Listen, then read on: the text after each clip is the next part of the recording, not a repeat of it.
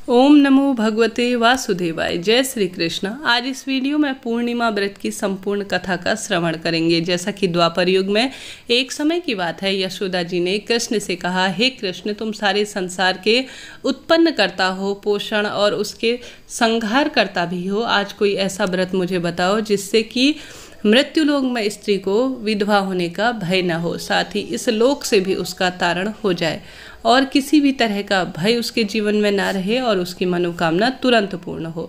श्री कृष्ण कहने लगे, हे माता, तुमने अति सुंदर प्रश्न किया है। मैं तुमसे एक ऐसे व्रत का सविस्तार वर्णन करता हूँ जिससे सौभाग्य की प्राप्ति होगी। स्त्रियों को किसी भी तरह से दुख इससे नहीं भोगना पड़ेगा। 32 पूर्णिमा का व्रत उस महिला को करना चाहिए जो जीवन में सब सुख प्राप्त करना चाहती है। इस व्रत को करने से स्त्रियों को सौभाग्य और संपत्ति मिलती है। यह व्रत अचल सौभाग्य को देने वाला और भगवान शंकर के प्रति और मनुष्य की भक्ति को बढ़ाने वाला होता है। यशोदा जी के कहे अनुसार कृष्ण सर्वप्रथम इस व्रत को मृत्युलोक में किसने किया था, इस बारे में संपूर्ण रूप से मुझसे कहो। श्री कृष्ण जी ने कहा कि इस भूमंडल पर एक अत्यंत प्रसिद्ध राजा चंद्रहास से पालित अनेक प्रकार के रत्नों से परिपूर्ण कातिका नाम का एक नगरी था। वह धनेश्वर नाम का एक ब्राह्मण था जिसकी अति सुंदर सुशील रूपवती स्त्री थी। दोनों ही उस नगर में बड़े प्रेम पूर्वक रहते थे। जीवन में धन धान्य की कोई कमी नहीं थी, लेकिन उनको एक दुख था कि उनके कोई संतान नहीं है, जिस वजह से वह बहुत दुखी रहा करते थे। एक दिन बड़ा तपस्वी योगी उस नगर से आया। उस योगी ने सभी के घरों में भिक्षा मांगी, भोजन किया, लेकिन ब्राह्मण के घर पर भोजन नहीं किया।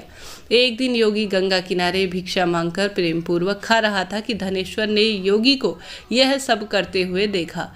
सब कार्य किसी प्रकार से देख लिया। अपनी भिक्षा अनादर से दुखी होकर धनेश्वर योगी से बोले, और सभी घरों में आप भिक्षा लेते हो परंतु मेरे घर की भिक्षा कभी नहीं लेते, इसका क्या कारण है? योगी ने कहा कि आपके धर्म हमें इस बात की आज्ञा नहीं देते, क्योंकि अभी आप गृहस्थ जीवन में एक सुख से वंचित है। आपके घर पर कोई संतान होने पर ही मैं आपके घर से भिक्षा स्वीकार करूंगा। उन्होंने कहा कि जिसे संतान नहीं है उसके घर से भिक्षा लेने से मेरे भी जीवन में पतित होने का भय मुझे सता रहा है। धनेश्वर यह सब बात सुनकर बहुत दुखी हुआ और हाथ जोड़कर योगी के पैर पर गिर पड़ा और दुखी मन से कहने लगा कि आप मुझे संतान प्राप्ति का रास्ता बताएं। आप सर्वज्ञ हैं, मुझ पर कृपा आपकी होगी अगर आप मुझे राह सुझाएंगे। धन की मेरे घर में कोई कमी नहीं है, लेकिन संतान न होने के कारण अत्यंत दुखी हूँ। आप मेरे इस दुख को हर लीजिए। यह सुनकर योगी ने कहा कि तुम चंडी की आराधना करो। घर पहुंचकर उसने यह सारी बात सुनकर अपनी पत्नी को पूरा वृतांत सुनाया और खुद वन में चला गया। वन में पहुंचकर उसने चंडी की आराधना की और उपवास किया। चंडी ने 16 दिन उसको सपने में दर्शन दिया और कहा कि हे धनेश्वर, जा तेरे घर पर पुत्र होगा, लेकिन उसकी आयु सिर्फ 16 वर्ष रहेगी। 16 वर्ष की आयु में वह मृत्यु को प्राप्त हो जाएगा। अगर तुम दोनों स्त्री और पुरुष 32 पूर्णिमाओं का व्रत करोगे तो यह दीर्घायु हो जाएगा। जितनी तुम्हारी सामर्थ्य हो उतने तुम आटे के दिए जलाकर शिव जी का पूजन करना, लेकिन पूर्णमासी 32 ही होनी चाहिए। सुबह होते ही तुम्हें इस स्थान के पास एक आम का पेड़ दिखाई देगा, उस पर चढ़कर एक फल तोड़कर अपने घर ले जाना। अपनी स्त्री को इस बारे में बताना। सुबह स्नान के बाद वह स्वच्छ होकर शंकर जी की आराधना करके उस फल को खा ले, तब शंकर जी की कृपा से उसको गर्भ हो जाएगा। जब ब्राह्मण सुबह उठा तो उसे उस स्थान पर आम का पेड़ दिखाई दिया। वह उसके फल को लेने के लिए चढ़ा, लेकिन वह पेड़ पर चढ़ने का कई प्रयत्न करने के बाद भी असफल हुआ। यह देखकर उसे बड़ी चिंता हुई। उसने भगवान गणेश की उपासना की और कहा कि हे दयानिधि, आप भक्तों के विघ्नों को हरते हैं और कष्टों का नाश करते जीवन में मंगल करते हो, दुष्टों का नाश करके रिद्धि सिद्धि देने वाले हो। आप मुझे इतना बल दे कि मैं अपनी मनोकामना पूरी कर सकूं। इसके बाद वह पेड़ से फल तोड़कर अपनी पत्नी के पास चला गया। अपनी पत्नी से वह बड़े प्रेम पूर्वक कहा कि इस फल को खा लो, और वह गर्भवती हो गई। देवी की कृपा से बहुत सुंदर पुत्र प्राप्त हुआ। उसका नाम देवीदास रखा गया। माता पिता के हर्ष और शोक के साथ वह बालक बढ़ने लगा। भगवान की कृपा से बालक बहुत सुंदर था, सुशील और पढ़ाई में भी बहुत निपुण था। दुर्गा जी की कथा अनुसार उसकी माता ने 32 पूर्णमासी का व्रत किया। जैसे ही 16 वर्ष लगा, दोनों पति पत्नी बहुत दुखी हुए। उन्होंने अपने पुत्र की मृत्यु न हो जाए इस भय से उन्होंने सोचा कि अगर उनके सामने यह सब हुआ तो वह कैसे देख पाएंगे। तब उन्होंने देवीदास के मामा को बुलाया और 1 वर्ष के लिए देवीदास को काशी पढ़ने के लिए भेज दिया। 1 वर्ष के बाद उसे वापस ले आना। देवीदास अपने मामा के साथ एक घोड़े पर सवार होकर चल दिया। उसके मामा को भी यह बात पता नहीं थी। दोनों पति पत्नी ने 32 पूर्णमासियों का व्रत किया। दूसरी तरफ मामा भांजे दोनों रात गुजारने के लिए एक रास्ते में गांव में रुके। उस दिन उस गांव में ब्राह्मण की कन्या का विवाह था। जिस धर्मशाला में वर और बाराती के सब लोग रुके थे, उसी धर्मशाला में देवीदास और उसका मामा भी ठहरा हुआ था।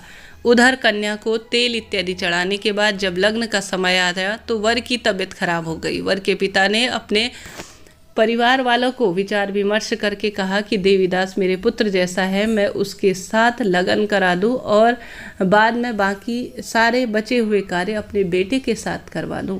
ऐसा कहने के बाद वर ने पिता देवीदास को मांगने के लिए कहा। उसके मामा के पास गया और उसने सारी बात बता दी। मामा ने कहा कि कन्या दान में जो कुछ मिलेगा वह हमें दे दिया जाए। वर के पिता ने बात स्वीकार कर ली। इसके बाद देवीदास का विवाह कन्या के साथ संपन्न हो गया। साथ ही अपनी पत्नी के साथ भोजन न कर सका और मन में विचार करने लगा कि न जाने उसकी पत्नी कैसी होगी। यह सुनकर उसकी आंखों में आंसू आ गए। तब वधू ने पूछा कि क्या बात है, आप उदास क्यों हो। तब उसने सारी बातें अपनी पत्नी को बता दी। जब कन्या कहने लगी कि यह ब्रह्म विवाद के विपरीत है, आप ही मेरे पति हैं, मैं आपकी ही पत्नी रहूंगी, किसी अन्य की कभी नहीं। तब देवीदास ने कहा ऐसा मत करिए, क्योंकि मेरी आयु बहुत कम है, मेरे बाद आपका क्या होगा। लेकिन उसकी पत्नी नहीं मानी और बोली, स्वामी आप भोजन कीजिए। दोनों रात में सोने के लिए चले गए। सुबह देवीदास ने पत्नी को 4 नगों से जड़ित एक अंगूठी दी और एक रुमाल दिया और बोला कि हे प्रिय, इसे लो और संकेत समझकर स्थिर चित्त हो जाओ। मेरे मरण और जीवन जीने के लिए पुष्प वाटिका बना लो। उसमें सुगंध वाली एक नव मल्लिका लगा दो। उसको प्रतिदिन जल से सींचना और आनंद के साथ खेलो और कूदो। जिस समय और जिस दिन मेरा प्राण अंत होगा, उस दिन यह सब फूल सूख जाएंगे। जब यह फिर से हरे भरे हो जाए तो समझ लेना कि मैं जीवित हो उठा हूँ। यह समझाकर वह वहाँ से चला गया। इसके बाद जब वह वर और बाकी बारात मंडली के साथ कन्या ने उसे देखकर कहा कि यह मेरे पति नहीं हैं, मेरे पति वह हैं जिनके साथ मेरा रात में वाद विवाद हुआ था।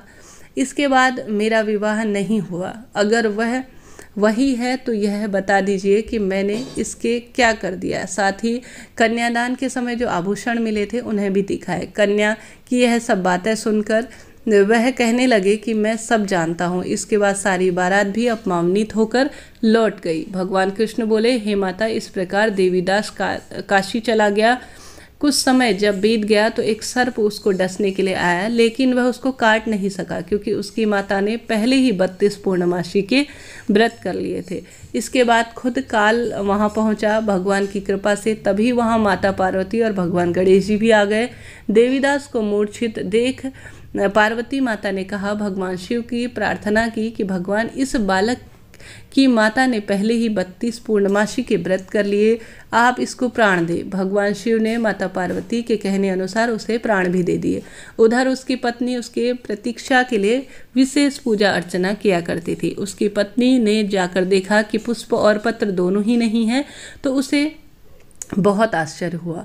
और जब उसने देखा कि पुष्प वाटिका पहले से ज़्यादा हरी भरी हो गई है, तो वह समझ गई कि उसके पति ठीक ठाक और जिंदा है। इसके बाद वह प्रसन्न होकर अपने पिता से कहने लगी कि मेरे पति जीवित हैं, उनको ढूंढिए। जब 16 वर्ष व्यतीत हो गए तो देवीदास अपने मामा के साथ काशी चल दिया। इधर उसकी पत्नी के सपरिवार वाले उसे ढूंढने के लिए कहीं जा रहे थे, तो उन्होंने देखा कि देवीदास और उसका मामा उधर ही आ रहे हैं। उनको देखकर उन्होंने ससुर उसके ससुर और उसके सभी सैनिक बहुत प्रसन्न हुए और उसे अपने घर ले आए। वहाँ सारा धन वगैरह इकट्ठा किया और कन्या ने भी उसे पहचान लिया। देवीदास ने उसके बाद अपनी पत्नी और मामा को लेकर वहाँ से चल दिया। उसके ससुर ने भी उसे बहुत सारा धन और दहेज दिया। जब वह अपने घर पर चला गया तो वहाँ उसके माता पिता लोगों को यह खबर दी गई कि तुम्हारा पुत्र देवीदास अपनी पत्नी और मामा के साथ आ रहा है। ऐसा समाचार सुनकर पहले तो माता पिता को विश्वास नहीं हुआ, परंतु जब देवीदास आया और उसने अपने माता पिता के पैर छुए तो देवीदास के माता पिता ने उसका मस्तक चूम लिया और दोनों को अपने सीने से लगा दिया। दोनों के आने की खुशी में धनेश्वर ने बहुत सारा दान और दक्षिणा ब्राह्मणों को दी और यज्ञ हवन कराया। श्री कृष्ण कहने लगे कि इस तरह धनेश्वर को 32 पूर्णिमा के व्रत के प्रताप से संतान हुई। जो स्त्री इस व्रत को करती है वह जन्म जन्मांतर तक वैधव्य अर्थात विधवा होने का दुख नहीं भोगती और सदा सर्वदा सौभाग्यवती रहती है। यह मेरा वचन है। यह व्रत संतान देने वाला और सब मनोकामनाओं को पूर्ण करने वाला है। तो इस तरह से यह कृष्ण महाराज ने स्वयं कहानी बताई है। तो सरल सी कहानी है परंतु रोचक है।